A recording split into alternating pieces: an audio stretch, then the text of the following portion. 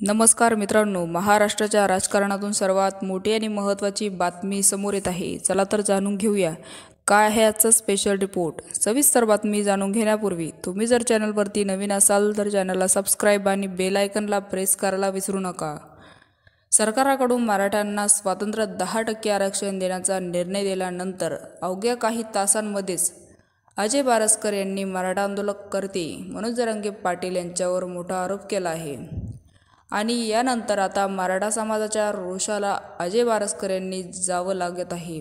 अजय बारसकर यांच्यावर आज मुंबईत हल्ल्याचा प्रयत्न झाला आहे. बारसकर यांच्या विरोधात मराठा समाजातील पाटील समर्थक मराठा बांधव त्यांच्या विरोध करत होते.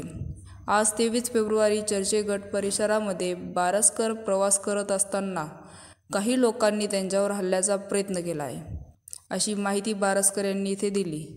मरिया ट्रायव्हल पोलिसांनी हल्लेखोरांना अडवलं, ताब्यात घेतलं. या घटनेनंतर बारसकर यांची सुरक्षा वाढवण्यात आली आहे. तर मित्रांनो, याविषयी आपल्याला काय वाटते? तुमची प्रतिक्रिया कमेंट बॉक्सच्या माध्यमातून नक्कीच कळवा आणि चॅनलला अजूनही सबस्क्राईब केलं नसेल तर चॅनलला सबस्क्राईब करा. तूर्तास धन्यवाद. जय महाराष्ट्र.